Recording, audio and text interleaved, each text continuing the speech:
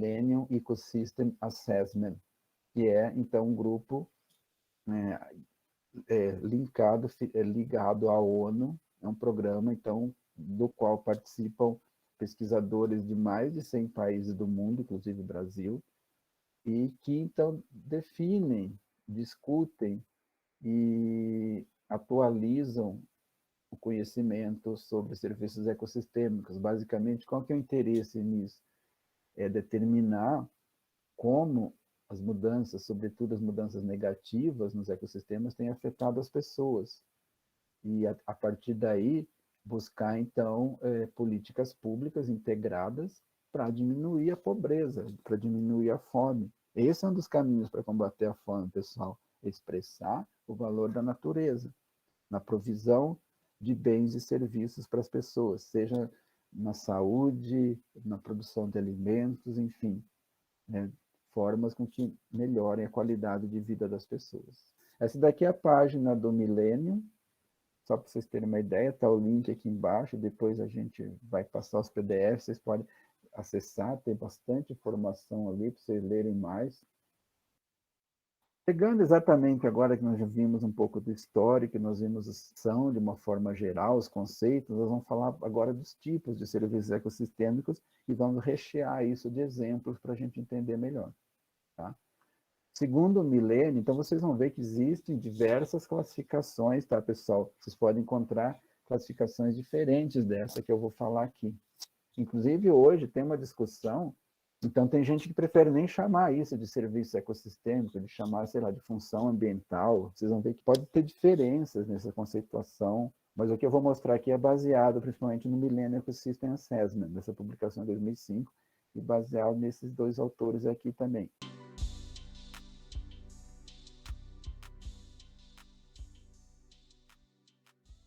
Essa classificação reconhece 4 tipos básicos de serviços ecossistêmicos, começando pelo serviço de suporte, que é a base de tudo. Tá? Então, é onde você vai encontrar, então, ciclagem de nutrientes, formação de solo, produção primária. Tá? É a conversão, então, de matéria inorgânica em orgânica, seria a produção primária. A formação do solo, por exemplo, da erosão das rochas e do acúmulo de matéria orgânica que cai da vegetação ou dos animais que morrem, enfim. E a ciclagem de nutrientes é quando você tem a retirada de gás carbônico, só um exemplo de ciclagem de gases e nutrientes, né? Faltou falar de gás. Retirada de gás carbônico ou matéria inorgânica que vira orgânica, e aí você tem a produção primária, conversão, então, de matéria inorgânica em tecidos que entram na cadeia alimentar, tá? Então, isso aqui seria a base de tudo, serviço de suporte, que também às vezes é chamado de serviço de hábitat. Esse aqui é o primeiro grupo. Depois nós temos os outros 3, ó, a partir daí. Os serviços de provisão, aí entra alimento, água potável, madeira, combustível e fibras. Os serviços de regulação, e aí nós estamos falando de regulação de clima, proteção contra enchentes, purificação da água, ok? E, finalmente, os serviços cultural, ou serviços de informação. E aí entra o valor estético, os valores estéticos, espirituais e de recreação. Então, nós vamos dar uma olhada em cada caixinha dessa aqui, tá? Isso aqui é uma classificação didática, vocês vão ver que, às vezes, você tem lá um serviço e você não sabe exatamente em qual deles se encaixa, isso é natural que isso aconteça, porque isso é uma classificação didática, uma forma de organizar, e tem coisa que se encaixa em mais de um aí nessa caixa, mas pensem basicamente em serviços ecossistêmicos como esses 4 grandes tipos, tá? Suporte, provisão, regulação e cultural. Então vamos dar exemplos agora para entender isso melhor. Então eu vou falar um pouco de cada caixa dessa aqui. Nós podemos ter os bens de consumo e os bens de valor produtivo, tá? Bem de consumo seria simplesmente quando a pessoa vai na natureza, pesca um peixe, por exemplo, e consome esse peixe lá. Seria o valor desse peixe, seria o valor que você teria que pagar por esse peixe se ele não existisse na natureza. Você pode agregar um valor indireto. Por exemplo, comunidades de pescadores, enfim, comunidades tradicionais vivendo de caça, de pesca e do consumo de frutos na natureza e de lenha para fazer alimentação. Eles não precisam pagar por isso. Então, isso agrega um valor para as famílias, no sentido de você economizar no que você pagaria. Então, esse seria o valor de consumo. Quando esse produto é vendido e entra no mercado, isso passa a ter um bem agregado diretamente. Eu paguei R$5, não, que peixe que eu vou pagar R$5? Sei lá, paguei R$30 pelo quilo do peixe. Então, agreguei um valor. Eu vendi esse peixe por R$30, eu deixei de comer e vendi. Agora eu tenho R$30 que entrou aqui na renda da família daquela comunidade. Tá? Vou ainda falar exemplos, tá, pessoal? Por exemplo, do consumo, água, lenha, animais, são coisas que a natureza provém. Então, se você está falando de um bem de consumo, você não precisa pagar por isso. Vou na natureza buscar lenha para fazer comida. O preço que está o gás, ou você compra gás, ou você compra comida, muitas famílias, mesmo das áreas urbanas, estão fazendo fogo com lenha. Estão deixando de comprar o bujão de gás, pagar mais de R$100 pelo bujão de gás, você consegue ter lenha obtida de forma gratuita da natureza. Ou quando você tem água potável, não precisa pagar por ela, por exemplo. Você tem um poço lá que te dá água potável gratuitamente, não precisa pagar pela água. Então, você está usando um bem da natureza que você deixou de comprar, agregou valor para a tua família, para a tua comunidade. Quando esse daqui, então, é vendido, você tem ali comercializado, no primeiro ponto, seria o valor produtivo. Eu peguei essa lenha e vendi para a comunidade ali vizinha que não tem lenha. Eu agreguei valor para mim. Tá? Então, veja que você pode precificar direto ou indiretamente esses valores diretos aqui de provisão. São frutos, são alimentos, enfim. Né? Depois nós temos os valores indiretos, pessoal, que seriam os outros 3 serviços, suporte, regulação e cultural. Então, frequentemente eles são ditos como bens de valores indiretos. E você, então, agrega valor, mas aí a conta não é tão óbvia, como um fruto ou lenha, uma coisa assim que você pode pegar, né? Medir 1 quilo de peixe, 1 litro d'água. Esses valores de suporte, regulação cultural, geralmente eles não são... Você consegue precificar, mas não é uma coisa tão direta assim. Por isso eles são chamados de valores indiretos, benefícios indiretos. Por exemplo, ciclagem de nutrientes, né? Polinização, proteção de solo, controle de clima. Você consegue, sim, precificar isso por hectare, por exemplo, por ano, mas não é uma coisa assim que é consumista. Você não vai comprar 1 quilo de polinização. Não, você pode comprar 1 quilo de alimento gerado pela polinização. E esse alimento, então, seria um serviço de provisão. Vocês percebem, então? O controle de clima melhora, por exemplo, a qualidade de vida das pessoas. Quanto que custa isso? Né? O solo protegido significa uma agricultura mais rentável. Quanto que custa isso? A cana lá, que é comercializada, tem um preço, mas o solo para produzir cana, quanto que custa? Seria, por exemplo, quanto que eu tenho que pagar se eu destruir esse solo? Quanto que eu tenho que pagar para recuperar esse solo? Muitas vezes, esses bens indiretos, a gente só se dá conta deles quando eles deixam de existir. Aí você fala, nossa, como era bom quando eu tinha isso de graça. Por exemplo, a polinização, a destruição de abelhas tem levado ao decaimento de produção agrícola. E agora as pessoas, opa, a abelha não é tão do mal assim, a abelha até que pode ser um bicho legal. Né? Os valores de opção, os valores de uso futuro, a proteção da biodiversidade, pensando, por exemplo, em recursos genéticos para o futuro. Se desenvolver indústria farmacêutica, indústria de alimentos, baseada na biodiversidade. Proteger, ainda que você não explore agora, você proteger para um possível uso no futuro, um uso comercial, inclusive. Criação de patentes é uma coisa super legal. Quando você cria patentes, você está agregando valor e está regulamentando, então, o consumo desse bem. Uma planta, por exemplo, um animal. Né? E, finalmente, o valor de existência, que é esse cultural. Talvez isso seja até mais difícil de entender no primeiro momento, mas não é também.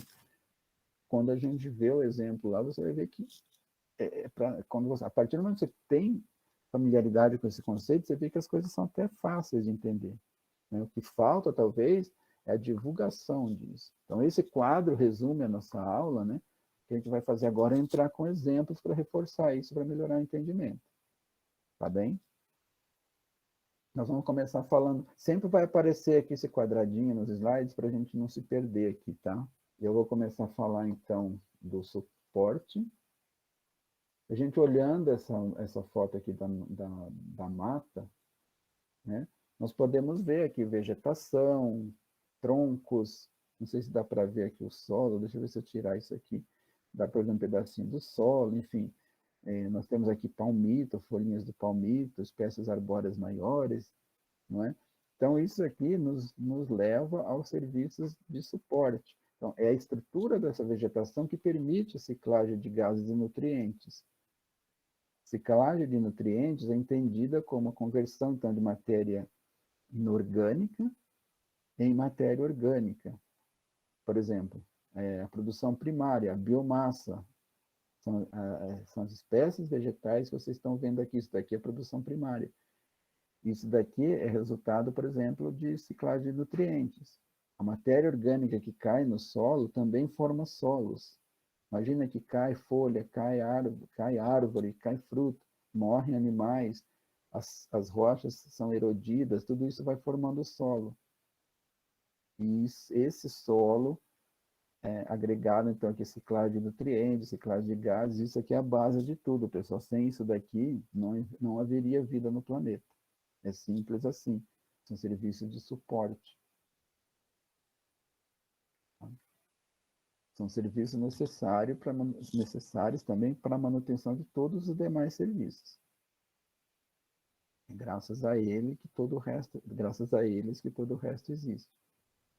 As plantas estão constantemente tirando gás carbônico da atmosfera e devolvendo oxigênio, ciclagem de gases, ciclagem de nitrogênio, né? Enfim, ciclagem de água, tudo isso daqui é essencial para a nossa sobrevivência.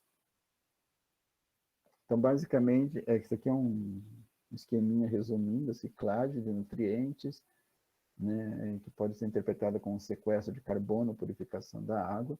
Então, você tem aqui, pessoal, aquilo que eu falei agora há pouco, os serviços intermediários que não são usados pela sociedade humana, quando, então, são traduzidos em sequestro de carbono e purificação da água, e isso daqui são produtos usados, então, pela sociedade. Tá? Lembra que nós estamos falando aqui do primeiro serviço de suporte. Bom, nós vemos aqui agora, né, água, né? Água potável. Nesse rio aqui, eu não posso garantir para vocês se não veio aqui sei lá, uma anta, algum bicho e cagou aqui, não tem como saber disso. Mas, a princípio, nós estamos falando de água potável.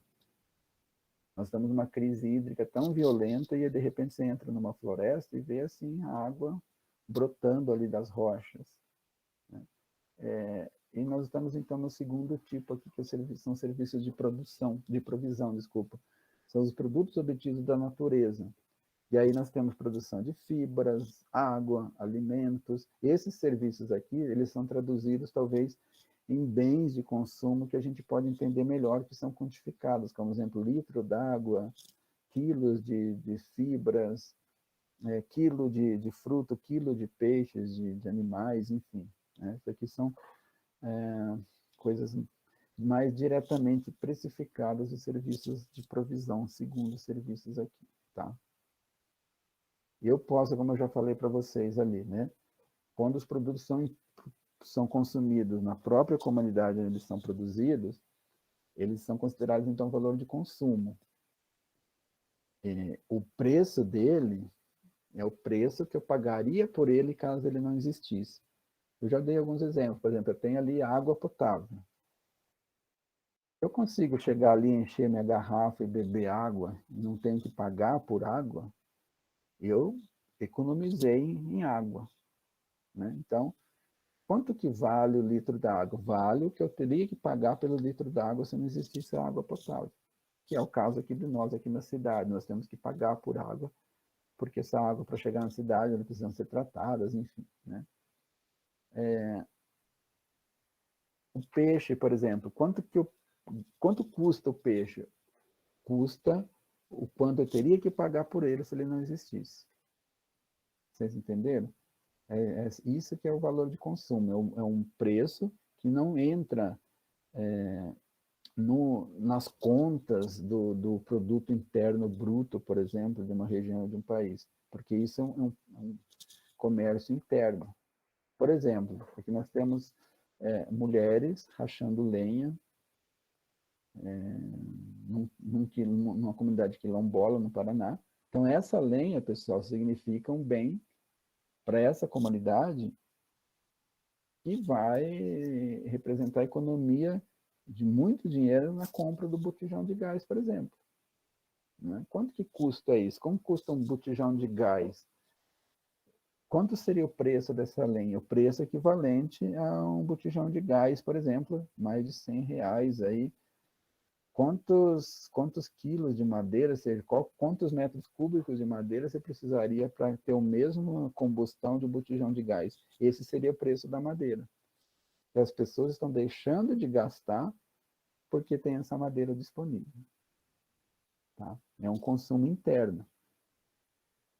Muitas comunidades do interior da África têm na caça de animais silvestres o principal, talvez única fonte de proteína. Aqui eu coloquei comunidade do interior da África, mas nós temos comunidades do interior do Brasil também que tem isso. Né? Na cultura dos povos tradicionais, a caça sempre fez parte. Aqui está, então, o cara ali matou um macaco, pode ser uma cena chocante, mas, enfim, faz parte da cultura de muitas comunidades. E, muitas vezes, a única fonte de renda, desculpa, a única fonte de proteína, porque ele caçou para comer, não para vender. Tá? Um exemplo aqui, tem um pessoal que fez um estudo em parques em Madagascar, que mais da metade do caixa anual das famílias daqueles parques vem da vida selvagem. O que significa isso? Significa indiretamente, né, que essas pessoas conseguem alimentos na própria natureza, são comunidades tradicionais, e com isso elas estão ganhando esse dinheiro. Isso aumenta. Então, imagine para essas pessoas, se essas pessoas viessem para cidades onde elas não encontrariam nada disso. Elas entrariam provavelmente na linha de extrema pobreza.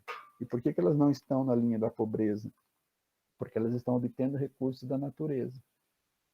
Quando a gente deixa de obter recursos da natureza, você leva mais pessoas para insegurança alimentar.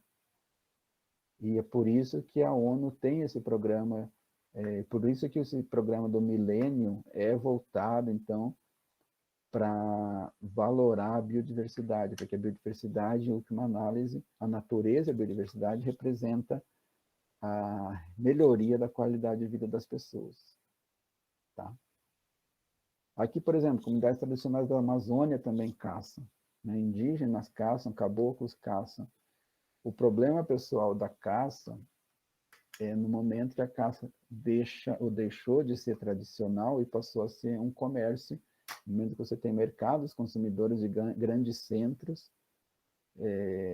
e esse daqui acabou gerando, então, uma especulação no sentido de vender de um comércio de grande escala. Nesse momento, a caça deixa de ser tradicional e aí passa a ser um problema. Essa é a questão que está embutida aqui, tá, pessoal?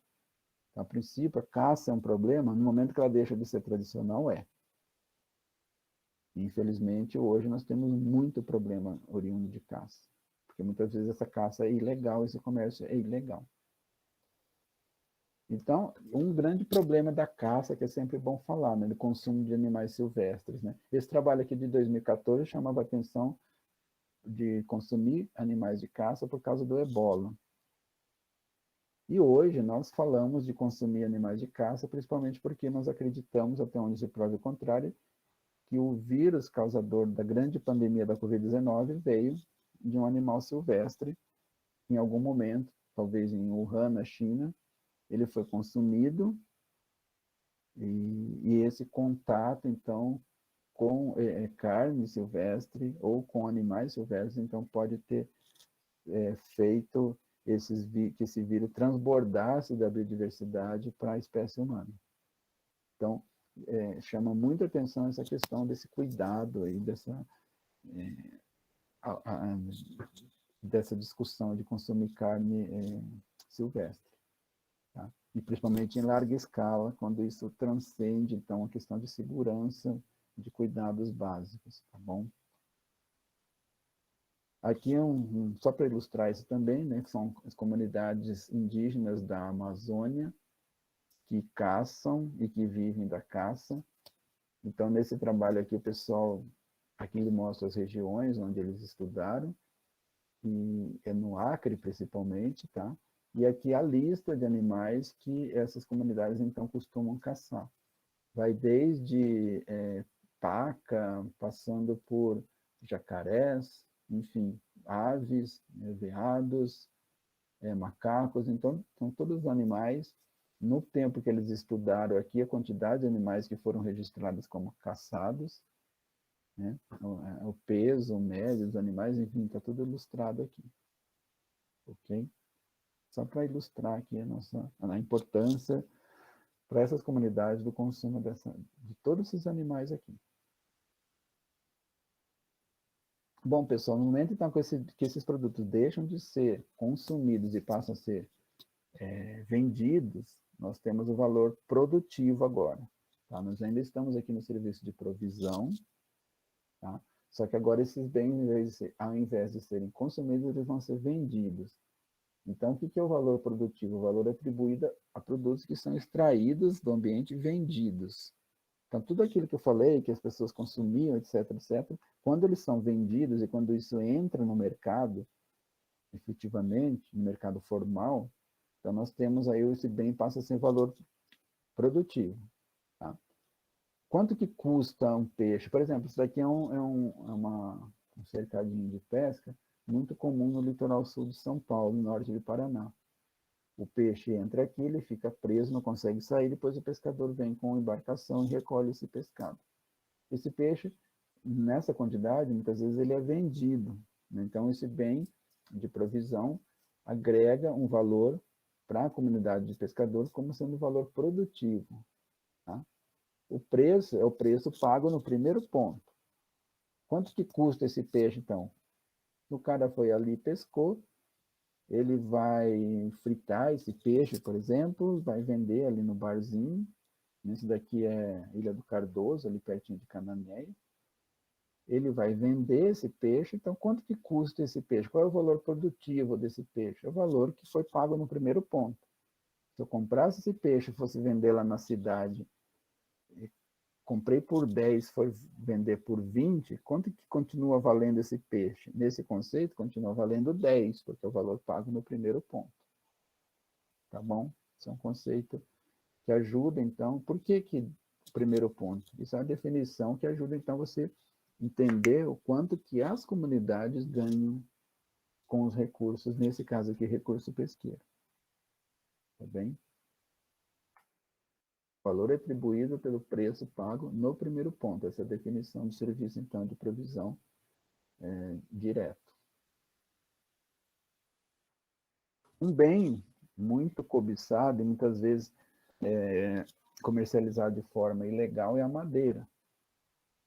A madeira, quando a madeira é comercializada de forma, vamos admitir, que ela fosse comercializada de forma legal, né, o produtor da madeira, pode ser, vamos pensar aqui em madeira, vamos pensar em eucalipto, né?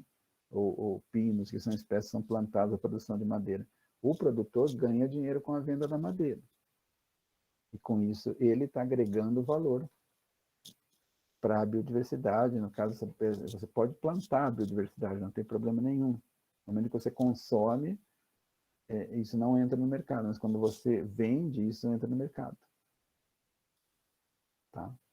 Mais exemplos aqui de produtos, então, que são obtidos da natureza e podem ou não ser vendidos. São o que a gente chama de produtos não madeireiros, são produtos obtidos, por exemplo, da floresta, mas não são necessariamente a madeira. tá? Talvez a madeira seja mais conhecida. Por exemplo, animais que são usados largamente na indústria farmacêutica. Então, nesse estudo aqui, o pessoal levantou quantas espécies de animais são reconhecidamente utilizadas na indústria farmacêutica no Brasil. A maioria, então, são peixes. Depois nós temos aqui os mamíferos, os insetos, os répteis e as aves. Então, são aqui a quantidade de espécies. Então, veja a importância da biodiversidade nossa, só nesse trabalho aqui, né? E são animais, então, que são estudados para a produção de medicamentos. E aí, a partir daí, você pode criar patentes e proteger esses animais. Tá?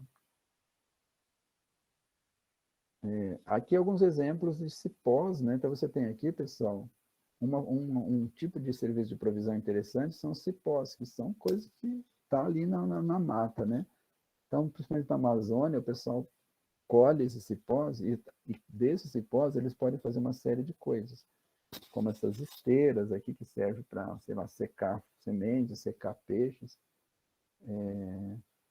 Esses cestos que têm uma infinidade de funções, eles podem vender ou consumir. Aqui, por exemplo, o menininho subindo no pé de açaí. O açaí é super importante para as comunidades amazônicas, tanto para consumo quanto para proteção. Aqui, o pessoal aqui fez a casa aqui com palha, com folha de açaí, né?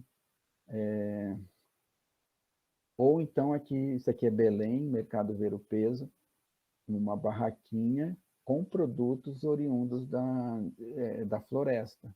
Você tem aqui infinidade de coisas, aqui, cestos, esteiras, bolsas, né? Tudo isso aqui, então, pode vir de manejo, nesse caso aqui, de manejo comunitário. As comunidades, então, produziram isso, vieram vender na cidade, e o bem, então, o produto disso, então, retorna para a comunidade. Ou aqui, hoje em dia, não é muito mais cobiçado, mas há algum tempo aí, o artesanato de sementes foi muito procurado, né? Pulseiras, colares de sementes. Então, o que se fez aqui nesse caso foi, ao invés das pessoas derrubarem a árvore, as pessoas podem colher as sementes, produzir um produto que vai ser vendido. E esse recurso, então, vai para a comunidade. As pessoas investem aqui no conhecimento, na fabricação, digamos assim, de joias, né, biojoias, e ao invés de você, a história de, ao invés de você matar a galinha, você come os ovos, né, porque aí os ovos vão continuar existindo por muito mais tempo. Então, essa é a ideia, você converter um produto da natureza num produto comercializável e retornando, então, dinheiro para a comunidade que produziu, quando isso é feito de forma sustentável através de projetos regulamentados. Tá? Vou falar aqui uma série de bens de consumo, né? Por exemplo, a castanha do Pará ou castanha brasileira, que tem um comércio, uma aceitação muito grande no mercado, então gera muita renda para as comunidades. Muitas vezes, pessoal, esses produtos da natureza, isso gera muito mais dinheiro, por exemplo, do que você degradar tudo isso para criar gado. Isso aí gera mais dinheiro do que o gado. Às vezes você precisa de uma área menor para produzir esse tipo de fruto, esse tipo de alimento, do que se você fosse criar gado. E muitas vezes o teu retorno econômico.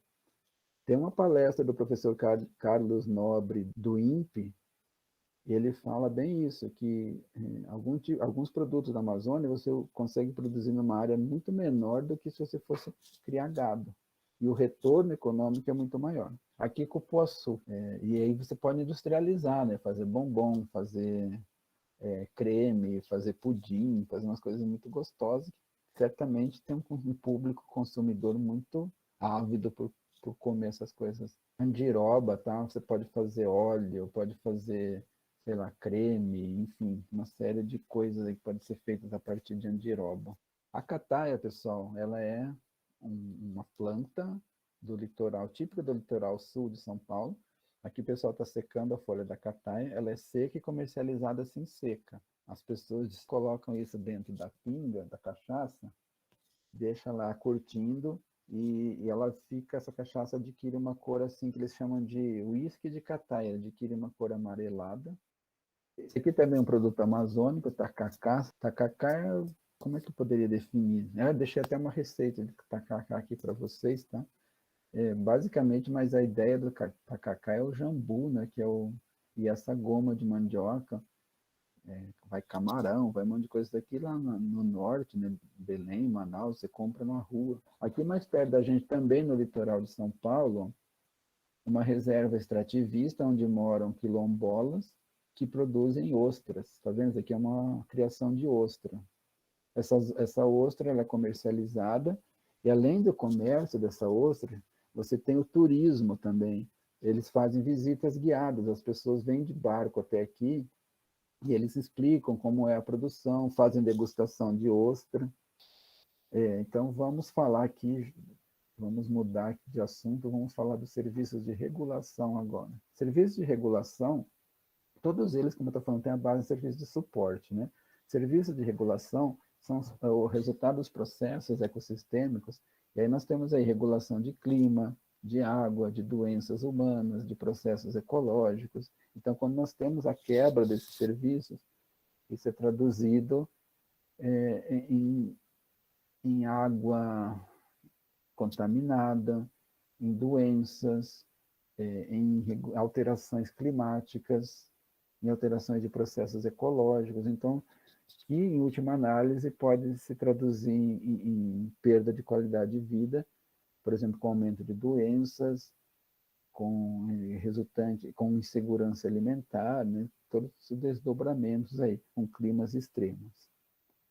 Tá? Vou dar vários exemplos agora de serviços de regulação. Um deles, a polinização e dispersão de sementes.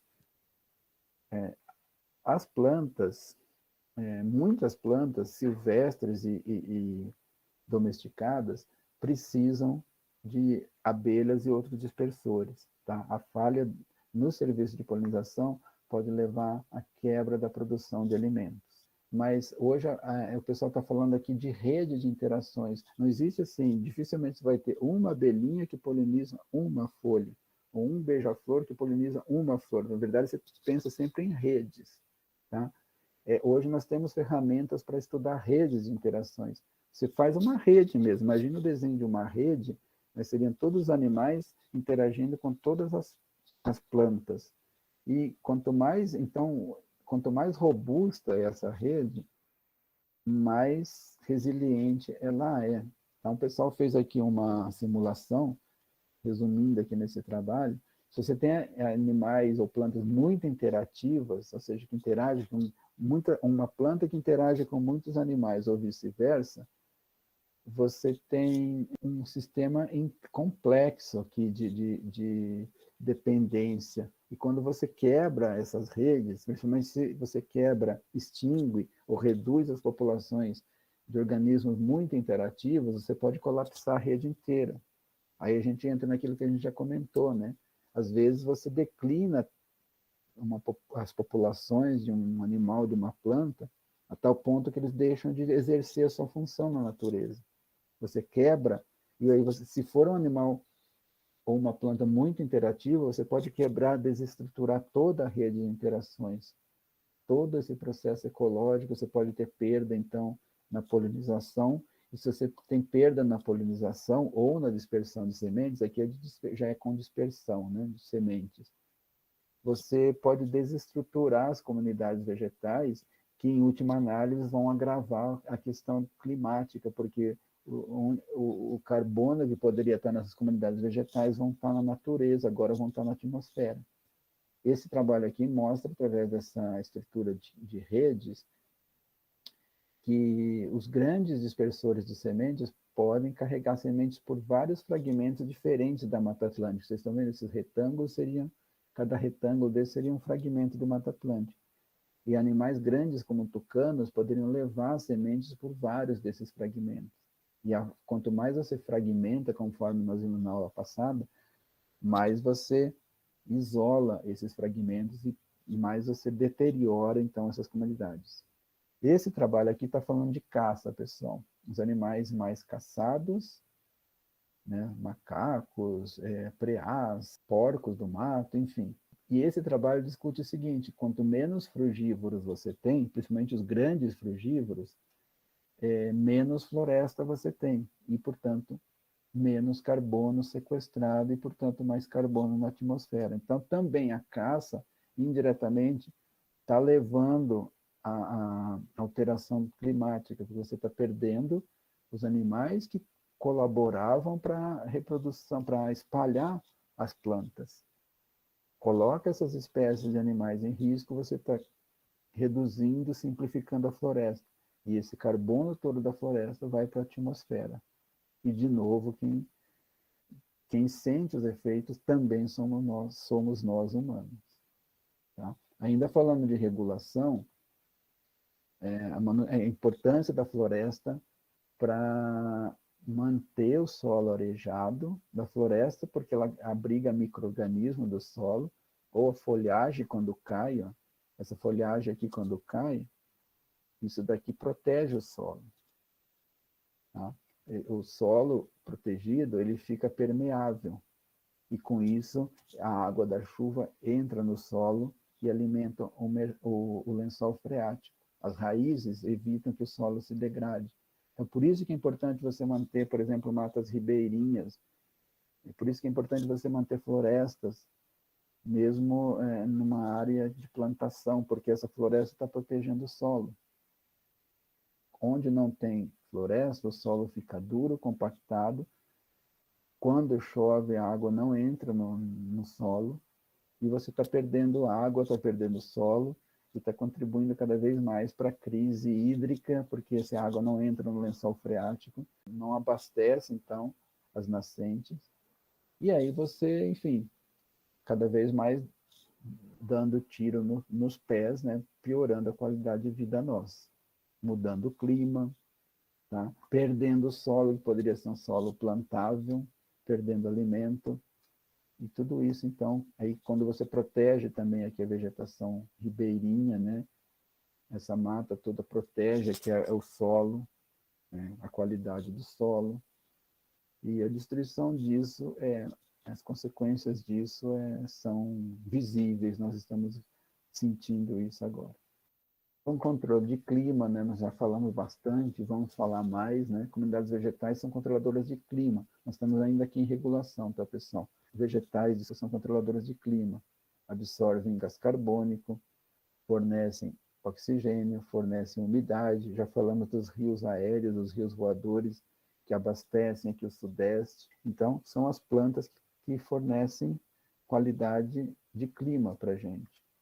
E, ao mesmo tempo, nós estamos enfrentando desmatamentos sem precedentes na Amazônia, por exemplo, na Mata Atlântica. Assim, nós estamos enfrentando desmatamentos e incêndios consorciados à grande seca que nós estamos passando, né? Então, nós estamos, assim, catalisando uma condição climática cujas consequências são imprevisíveis. Fogo, olha aqui, isso aqui também bem recente. 95% das espécies da Amazônia já foram afetadas pelos incêndios nos últimos 20 anos.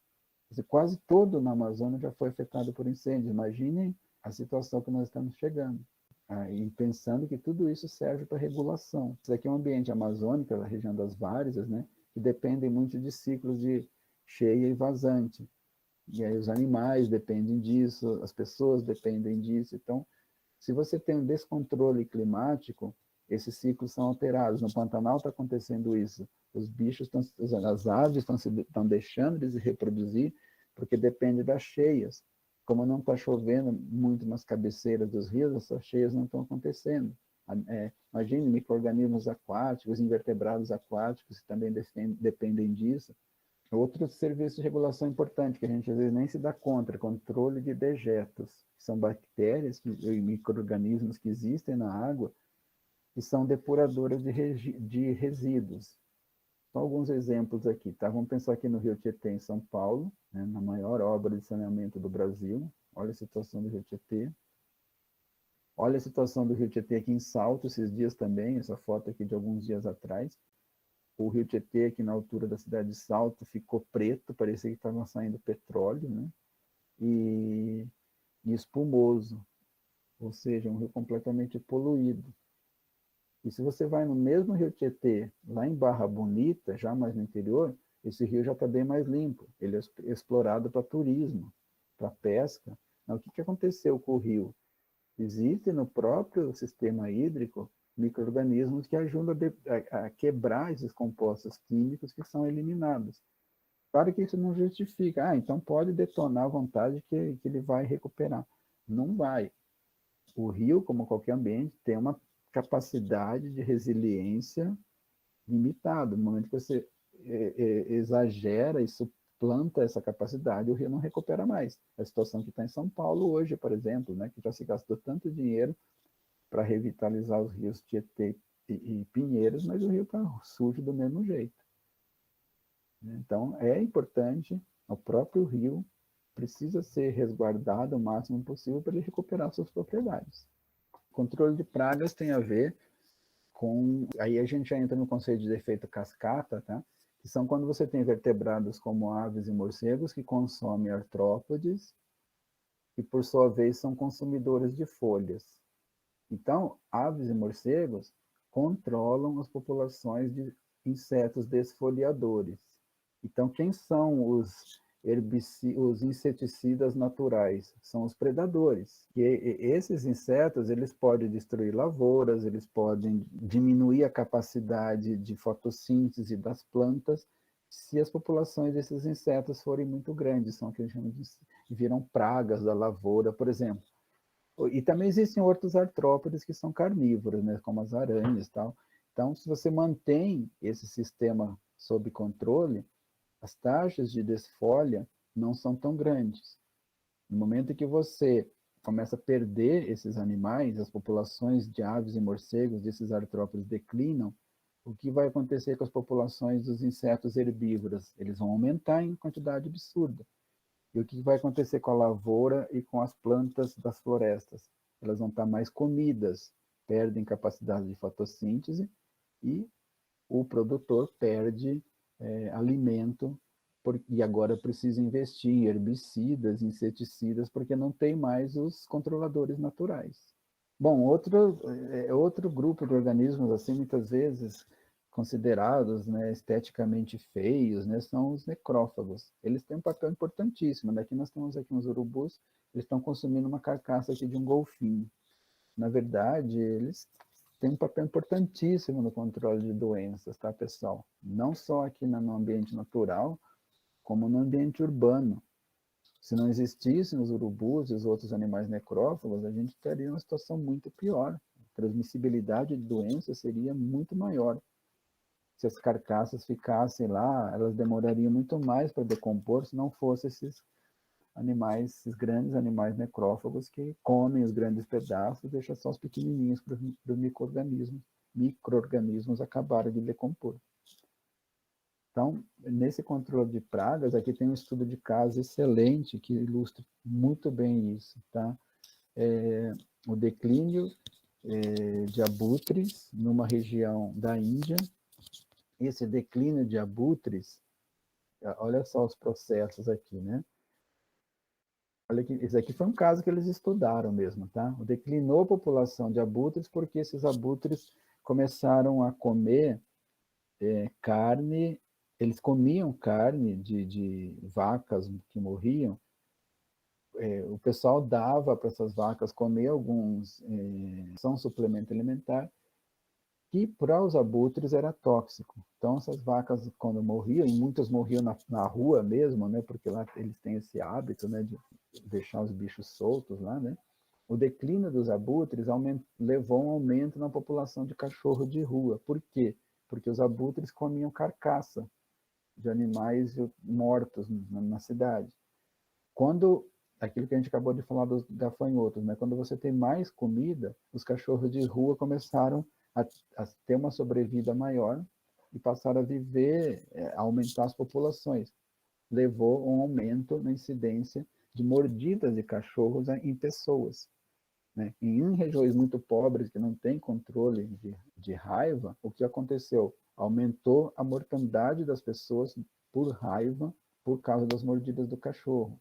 Então, esse aumento de morbilidade, de mortalidade, aumentou sobremaneira os custos da saúde pública nessa região. Bom, chegamos no último tipo aqui, os serviços culturais, tá, pessoal? Já caminhando para o final da aula. Serviços culturais são serviços que têm a ver com o bem-estar das pessoas, que a gente chama de benefícios intangíveis, enriquecimento espiritual, desenvolvimento cognitivo, reflexão, recreação, estética. São serviços assim que não dá para agregar um valor assim tão fácil como a gente pode fazer para previsão e regulação. Esse aqui, por exemplo, é uma trilha suspensa, acessível para cadeirantes lá no Parque Estadual Carlos Botelho. Então, ele tem a ver, esse serviço tem a ver assim, com contemplação, com bem-estar das pessoas, com melhoria da qualidade de vida das pessoas, pela contemplação do valor estético da natureza. Reflexão, né, o enriquecimento espiritual, que em última análise significa bem-estar, ou por melhoria do sistema imunológico, enfim. Né? E também pela questão de exploração de turismo, ambiental, essas coisas todas, enfim, coisas que em última análise têm a ver com a cultura e com o valor estético da natureza. Por exemplo, eu acho não, certeza, que nessa categoria cultural a gente pode falar dos saberes das comunidades tradicionais. Contar o caso aqui de uma comunidade indígena na região de Manaus, que, como várias outras, eles fazem danças típicas, dança numa oca, que são danças que, assim, que os turistas vão lá assistir. O turismo, o cara está fazendo visitação, ele vai assistir. Né? Aí o pessoal faz a dança, né? Quem quer assistir paga uma taxa, né? E assim, pode ter crítica, mas aqui é um evento que só para turista ver, né? Imagina. Mas a ideia é essa mesmo, pessoal. O turista paga para ir lá ver uma atividade tradicional desse povo, que ganha dinheiro através disso. Né? Não há nada de errado nisso. Eles estão ganhando, mostrando a cultura deles, que precisa ser preservada. Tá? Então, você tem aqui outra coisa muito legal também, eu particularmente acho, né, a observação de aves. Muita gente hoje, cada vez mais pessoas estão observando aves. E, inclusive, você encontra, se você procurar, vocês vão encontrar lives de puleiros, né? O que o pessoal, principalmente agora no tempo de pandemia, que as pessoas não podiam, no tempo, principalmente no ano passado, que as pessoas ficaram mais em casa, apareceu muita gente com essa ideia de botar uma câmera, botar um comedouro, por exemplo, num parque onde vai ter muito bicho, bota um comedouro e bota uma câmera ali filmando e transmite isso online. E, sim, podendo voltar a fazer atividades de campo, né, o turismo de observação de aves tem ganhado espaço no Brasil. Embora isso já seja muito comum nos países mais ricos, né, inclusive muitos ornitólogos vêm para o Brasil e pagam para observar aves aqui no Brasil. Tá? Há um tempo atrás, conversei com um colega português, ele ficou impressionado de saber que Sorocaba tem mais espécies de aves do que Portugal todo, né? Só para vocês terem uma ideia da riqueza de aves que a gente tem aqui no Brasil. E por que não gerar dinheiro com isso, né? Isso gira a economia brasileira. Tá? Você pode alugar chácara, você pode pagar um guia que é especializado em determinada região. Né? Você pode, enfim, o cara paga com passagem, paga com hotel, paga o guia. Então, você está girando a economia sem degradar. Se você faz isso de uma forma adequada, você não está degradando. Então, por que não preservar a vegetação nativa e, ao invés de você destruir tudo, você ganhar dinheiro atraindo pessoas para observação de fauna? Então, enfim, você tem muitas possibilidades de turismo ecológico, tá, pessoal? Pode ser turismo de observação de aves, mas pode ser, por exemplo, programa de educação ambiental, a preservação das comunidades tradicionais, dos idiomas tradicionais, enfim, do modo de vida das pessoas tradicionais, além de tudo, a observação de aves, talvez o primeiro contato que as pessoas urbanas têm com a natureza são as aves. São os bichos que mais chamam a atenção das crianças, né? Tipo, patinho, cisne. Qual é a criança que não fica excitada como, quando vê um bicho desse? E aí o pai ou a mãe também acaba ficando interessado, porque quer mostrar para o filho. Então você acaba, através das aves, você acaba botando, fazendo essa ponte natureza e pessoas. E as aves, nesse caso, são um grande chamariz para isso. Então, assim, apesar de eu ser ornitólogo, eu sou meio tendencioso, mas, sem dúvida, as aves são um dos bichos mais importantes aí para fazer essa ponte pessoas com natureza. Só para encerrar, dizendo que existe, então, um programa, existem vários programas brasileiros, mas um importante aqui, mais recentemente, é uma plataforma brasileira de biodiversidade e serviços ecossistêmicos. Aqui estão os links, você pode acessar depois e conhecer um pouco mais, conhecer as pessoas, fazer contatos. Se você se interessa mais por esse assunto, é um grupo brasileiro que tem pesquisado e tem produzido uma quantidade grande de informações sobre isso, tá, pessoal? Muito bem. Aqui só um resumindo, críticas e contra-argumentos ao conceito de usar serviços ecossistêmicos, né? Muita gente critica porque é um conceito antropocêntrico, assim, muito focado no ser humano como a coisa mais importante do mundo. A contra-argumentação é que isso é um valor, assim, um instrumento, é um instrumento pedagógico.